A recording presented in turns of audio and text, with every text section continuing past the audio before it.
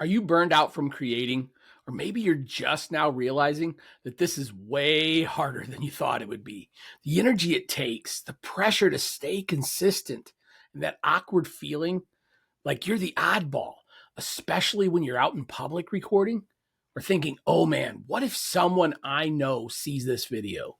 Or maybe you're just getting started and you're wondering how to stay consistent without ending up overwhelmed, exhausted, or one video away from quitting altogether before you've even started. You're not alone. This is something almost every creator wrestles with at some point or another. And if you're a content creator, especially here on YouTube, you already know the grind. But what we don't talk about enough is the emotional cost of that grind, the toll it takes on your creativity, your energy, and your mental health. That's why today, in honor of Mental Health Awareness Month, I want to talk about something that matters just as much as your upload schedule or your growth strategy, your well-being. So let's get into it.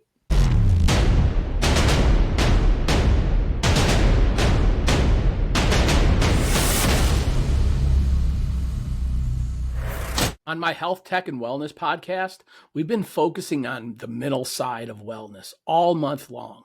And I wanted to do this video as an extension of that, but with a twist, because this one's just for us, the creators. Whether you're uploading to YouTube, recording podcasts for Spotify or Apple, editing shorts at midnight for YouTube or TikTok, today I'm going to give you the 5 pillars of creative self-care so we can create with clarity, protect our energy, enjoy the process again, and build content without breaking ourselves. I mentioned this briefly on episode 21 of my Health, Tech, and Wellness podcast, where I talked about the digital clutter and the mental weight that it creates. And I said how I planned on dropping this video here on YouTube just for us creators. And here we are. So let's have a real conversation about this, creator to creator, whether you're brand new or you've been here for a while. Because I know what it's like to feel drained by all of this. And that's why today I'm sharing practical self-care strategies for content creators, especially in a time where this space feels so crowded and overwhelming. And I don't mean the fluffy stuff. I'm talking the real stuff, the kind that keeps you going without losing yourself. So let's start with one that no one tells you before you hit record. Let's be honest, the pressure to stay relevant, stay consistent, and stay on 24/7 is real. New content ideas, engagement tracking, algorithm shifts, shorts, long form, thumbnails, captions. It doesn't stop. And if you're not careful, neither will you. In fact, studies show that more than 70% of content creators report experiencing burnout at some point or another. And actually, most don't even make it past 20 videos. And it doesn't matter if you're a beginner or you're already monetized. Burnout doesn't care about your sub count. We get stuck in the loop of more equals better. But more isn't always better if it costs you your health. Okay, so we've acknowledged the problem. But now let's talk about the part that most creators skip over: what to actually do about it. So what does real self-care look like, especially for us creators? It starts with 3 key practices. Take intentional breaks. And I don't mean those guilt-ridden breaks where you scroll through Facebook or Instagram thinking about the video that you should be prepping for or you should be editing. I mean real disconnect time. You can't be creative when you're always in grind mode. Sometimes your brain just needs a minute. It needs time to relax and breathe. Practice micro rest moments. You don't need an hour-long meditation. Sometimes it's 3 minutes of deep breathing, a quick walk, or even just look away from the screen. Define your hours. Set actual start and stop times for your work, just like a regular 9 to 5. Having a real schedule, not just a loose idea of I'll get to it later, it does 2 things. First, it makes space for intentional breaks that you actually commit to. Second, it boosts your productivity because it removes the mental wiggle room that leads to procrastination. When you know when you're starting and when you're stopping, there's less overwhelm and way fewer "I'll do it later" moments. You show up with more focus and you give yourself permission to step away when the work is done. Because here's the thing, those time limits aren't just about productivity, they're about protection. Boundaries aren't a luxury, they're a necessity. Your brain wasn't built to be on creator mode 18 hours a day, or for some of us, 24 hours a day. But burnout, it's not just caused by your schedule. Sometimes it's the emotional weight, the feedback, the negativity, the way one comment can derail your entire momentum. So now let's talk about something we all face, the trolls. Negative comments are part of the deal, but that doesn't mean they don't sting. Here's how I break it down. Is there something constructive here? If yes, take the note, learn from it, and use it to grow. Don't just ignore it if it's true. Or is it just noise? Just a troll trying to get a reaction? If yes, release it. Don't carry that with you. And here's the thing, even if it's just noise, it's still a comment. And especially when you're just starting out, every single comment matters. I always try to respond to as many as possible, even the ones that seem like a troll, because it shows you're engaged, you're human, and you're confident in the message that you're delivering. In fact, let me show you one as an example. That right there, classic troll energy. But instead of reacting with sarcasm or ignoring it, I responded with clarity and stayed grounded in what I stand for. And here's what's wild. Those comments still boost your videos, as you can see by my reply. The algorithm sees engagement, not the attitude. So if you can stay calm and reply with purpose, even your haters end up helping your message reach more people, and it gives it a better chance to get in front of the people that actually need it. And that's the shift right there.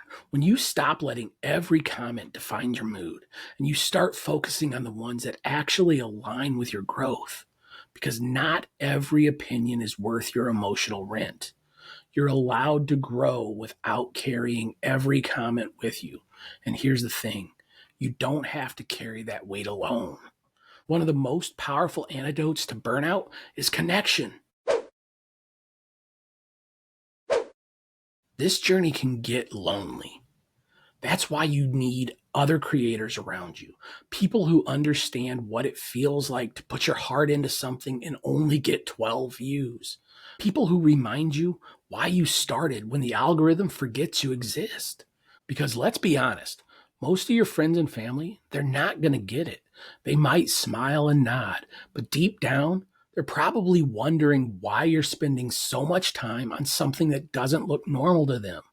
Some might even think that you're being unrealistic or chasing something childish because they don't see what's in your head and what you're trying to accomplish. And look, it's not because they don't care. It's just they don't see the world through the same lens that we do as creators. And that's why finding people who do get it, other creators, is so important. Find those people, encourage each other, share behind the scenes, laugh about the rough takes, and celebrate the small wins. This space is better when we lift each other up. And tools like Riverside FM and vidIQ, those have helped me a long way in my video production.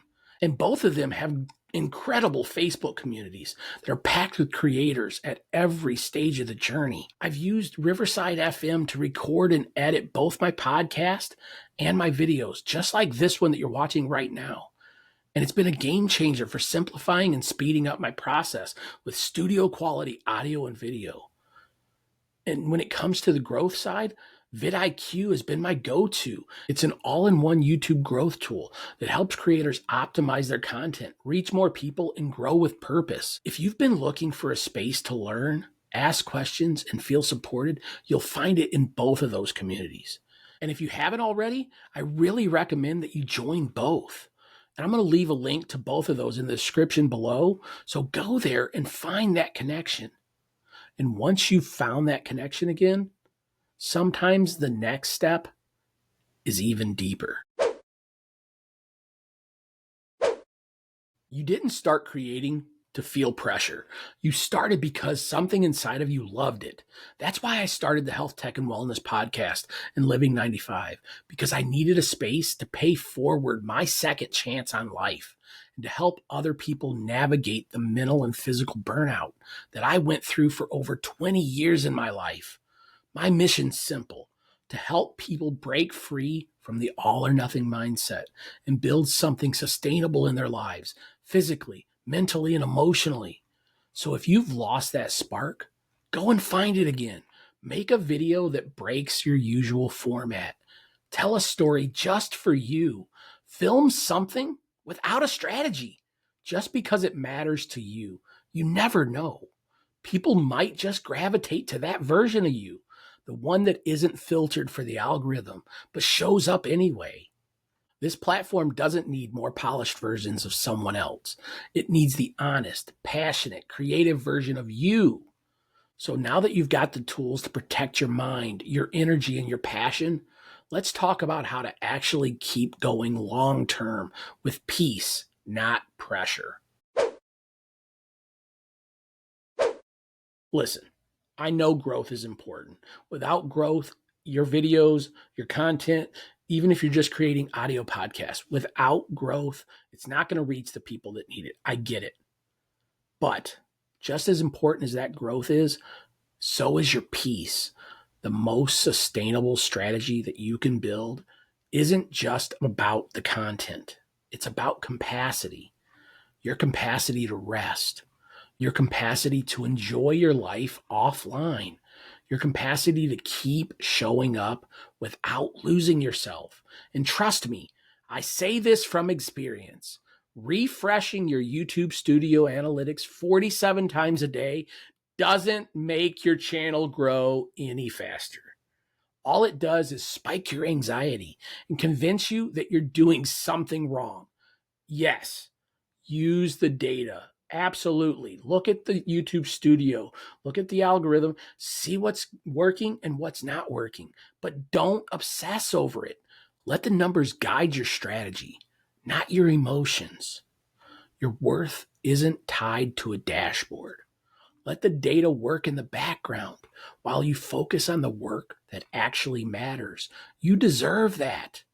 And just to prove that this is not just a theory, let me tell you exactly what happened to me the other day. I posted one of my moving in the morning motivational videos, like I always do, early, no big deal. And I broke my rule. I checked YouTube Studio a few hours later. And guess what? Zero. I mean, nothing. Not even a single view. I legit thought I hit private by mistake instead of public. So I double checked. Nope, it was public. But still, only 3 views by noon. Totally not normal at this point. I'm thinking, what's going on? At first, you go right to shadow ban. Listen, we're not shadow banned. Sometimes the algorithm just needs time. So let's fast forward to later that night. I'm laying in bed. I just closed my eyes. And ding, ding, ding, ding. I'm like, what? I look over at my phone. YouTube Studio notifications. Okay. I open it up. And out of nowhere, that video from in the morning was spiking. Views, comments, engagement. No rhyme or reason. The algorithm just decided now was the time. So trust me, hit upload, walk away and let it breathe. Then come back after a few days and study what happened and learn from that, not stress about what didn't.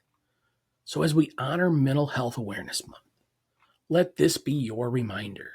You're not a content machine.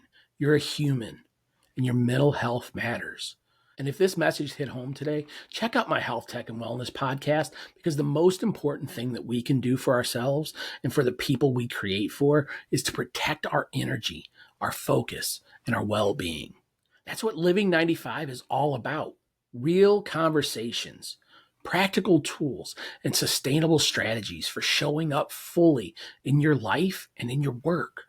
And don't forget to click that like button and hit follow if this spoke to you. And wherever you stream your content, whether it's a podcast here on YouTube or on Spotify, Apple, Amazon, iHeart, my podcast is there waiting for you. So why don't you go ahead, follow, and join the community, and let's help everybody get healthy together. And as always, stay healthy, stay balanced, and keep driving forward. I'll see you next time.